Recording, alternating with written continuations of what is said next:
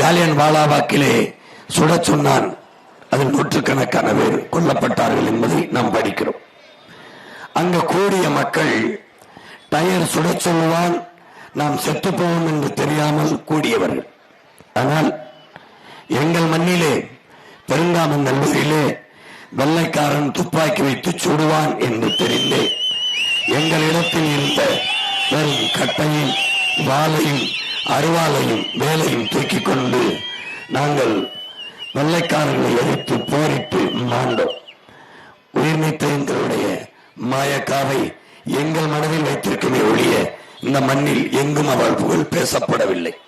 அன்னைக்கு கைரேகை சட்டத்துக்கு எதிராக அடக்குமுறை, இந்த குற்ற பரம்பரை சட்டத்துக்கு எதிராக போராடிய மக்கள் நாங்கள். ஆலமரத்து நிழலிலே ஒரு கோட்டை போட்டு வெத்தலை வாக்கை போட்டு அந்த கோட்டின் மேலே எச்சியை துப்பி வைத்துவிட்டு காத்திருந்தவர்கள். இந்த கோட்டை தாண்டி நீ வந்தால் இதை போல நீ ரத்தம் சிந்தி சாக வேண்டியது வரும் என்று வெள்ளைக்காரனுக்கு எச்சரித்த பரம்பரையில் வந்த மக்கள் நாங்கள். அன்னைக்கு காடுகளிலும் மலையடிவாரங்களிலும் கிணறுகளுக்கும் பதுங்கி இருந்து வெள்ளையினை எதிர்த்து போரிட்டு மாண்டோம்.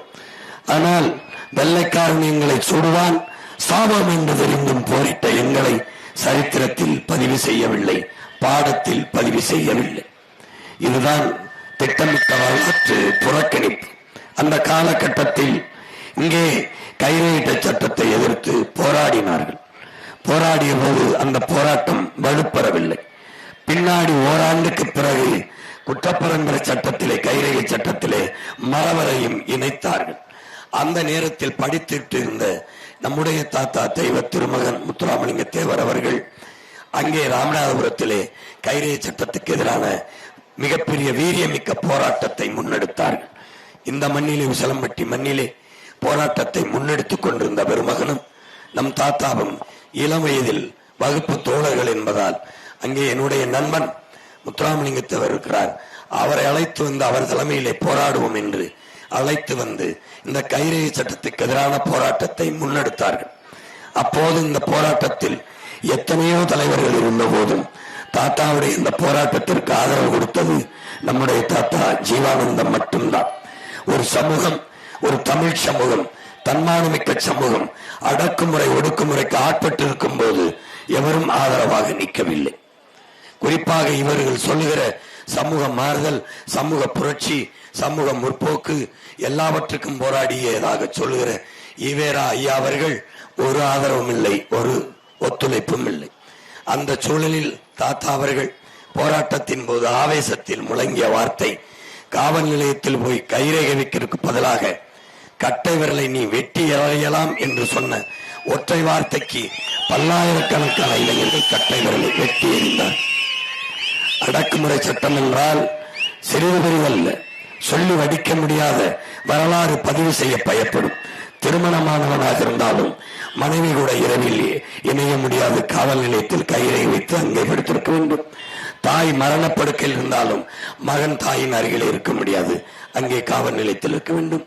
மனைவி கர்ப்பிணி பெண்ணாக இருந்தால் மருத்துவமனையில் சேர்க்க வேண்டும், எந்த நேரம் வயிற்று வலி வரும் என்று காத்திருக்க முடியாது, கைரேகை வைத்துவிட்டு அங்கே காவல் நிலையத்திலே ஆட்டு கொட்டடி மாட்டு கொட்டடி போல அங்கே கிடக்க வேண்டும். அப்படி இருந்த சூழலில் நம்முடைய தாத்தா அவர்கள் அந்த கைரேகை சட்டத்தை போராடி தகர்த்தார்கள். இங்கே அவருக்கு அருகிலே தேவர் தந்த தேவராக இருக்கிற நம்முடைய தாத்தா முக்கையா தேவர் அவர்கள். உங்களுக்கு தெரியும், நம்முடைய தாத்தா அவர்கள் கூட தெய்வ திருமகன் தமிழ்நாடு ஃபார்வர்ட் பிளாக் கமிட்டியின் தலைவராக இருந்தார். அவருடைய வளர்ப்பான முக்கையா தேவர் தாத்தா அகில இந்திய ஃபார்வர்ட் பிளாக் கமிட்டியின் தலைவராக இருந்து தொண்டாற்றியவர் இந்த நாட்டிற்கு. அவர் இதே மண்ணிலே இங்கே தேவர் கல்லூரி, தாத்தா பேரில் இருக்கிற கல்லூரியின் அந்த வளாகத்தில் தான் நம்மை முள்ளு கம்பிக்குள்ளே அடைத்து வைத்து கைரேகை சட்டத்தில் ஒடுக்கி வைத்திருந்தான் வெள்ளைக்காரன். காரிலே போகும்போது பழனி பாபா என்கிற புரட்சியாளர், இளம் வயது 22 வயது, தாத்தாவோட நெருங்கி அன்பு வந்த நண்பன். அவர்தான் அவரை பாபா பாபா என்று அழைக்கிறார். அவர் பேர் வேறு, பாபா பாபா என்று அழைத்து சொந்த ஒரு பழனி என்பதால் பழனி பாபா என்ற பெயரை அவருக்கு சூட்டியவரே நம்முடைய தாத்தா முக்கையா தேவர் அவர்கள் தான். இந்த வழியில் போய்கொண்டிருக்கும் போது, பாபா இந்த இடத்தில்தான் நம் மக்களை எல்லாம் கைரேகை வைக்க சொல்லி கைரேகை சட்டத்தில் அடைத்து வைத்திருந்தான் வெள்ளக்காரன் என்று சொன்ன போது, தேவரே நீங்கள் கவலைப்படாதீர்கள், எந்த இடத்தில் நம் மக்களை அடைத்து வைத்திருந்தார்களோ அதே இடத்தில் நம் தெய்வ திருமகன் பேரிலே, நம்முடைய தாத்தா பேரிலே, நம் தேவர் பேரிலே கல்லூரியை கட்டி நம்மளை நம் பிள்ளைகளை எல்லாம் படிக்க வைத்து கையெழுத்து போடுகிற கூட்டமாக, கற்றறிந்த கூட்டமாக மாற்றுவோம் என்று அன்னைக்கு கல்லூரி கட்டி படிக்க வைத்தார்கள். அதுதான் இன்றைக்கு இருக்கிற தேவர் கல்லூரி. இப்படி வரலாற்று பெருமைகள் நிறைந்த நம்முடைய தலைவர்கள், தன்னலமற்ற தலைவன் நம்முடைய தாத்தா எல்லா சொத்துகளையும் ஏழை எளிய மக்களுக்கு எழுதி வைத்து விட்டு போனார். ஒரு சொட்டு தங்கம் உடலிலே அணியவில்லை, பெரிய மாளிகை எட்டி வாழவில்லை. பிறப்பிலே செல்வந்தனாக இருந்தாலும் எளிய வாழ்க்கையை வாழ்ந்தவர். கதராடை உடுத்தி காவியாடை கட்டி சன்னியாசி போல வாழ்ந்தவர். தீர்க்க தரிசனம் கொண்ட ஒரு காலஞானி நம்முடைய தாத்தா தெய்வ திருமகன். என்னிலும் இளைய என் உடன் பிறந்தார்களே, நீங்கள் படித்திருக்க வாய்ப்பில்லை, படித்து அறியுங்கள். தாத்தா முத்துராமலிங்க தேவர் என்பது பேரல்ல, சிலை அல்ல, தமிழ் பேரினத்தின் பெருமை மிக்க வரலாறு என்பதை என் அன்பு தம்பிகள் புரிந்து கொள்ள வேண்டும்.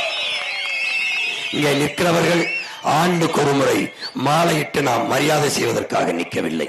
அவர்களுடைய வாழ்க்கை சுவட்டை, வரலாற்று சுவடுகளை, அவர்கள் வாழ்ந்த வாழ்க்கையை நம் மனத்தில் பதித்து வைத்து அதன்படி வாழ்ந்து இந்த மண்ணுக்கு மக்களுக்கும் தொண்டாட்ட வேண்டும் என்பதற்காகவே, அதை நினைவூட்ட வேண்டும் என்பதற்காகவே சிலையாக 2 பேரும் நிற்கிறார்கள்.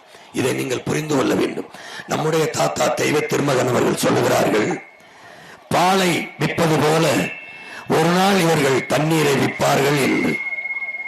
நான் பேசுவது போல அவர் பேசிக் கொண்டிருக்கும் போது முன்னாடி இருந்தவன் என்ன நினைத்திருப்பான்? பைத்தியமாயிவர், பாலை விற்பது போல தண்ணீரை விற்பாராம் என்று நினைத்திருப்பார்கள். ஆனால் இன்னைக்கு பால் விலையை விட தண்ணீர் விலை அதிகமாக இருக்கிறது, வித்துக் கொண்டிருக்கிறான்.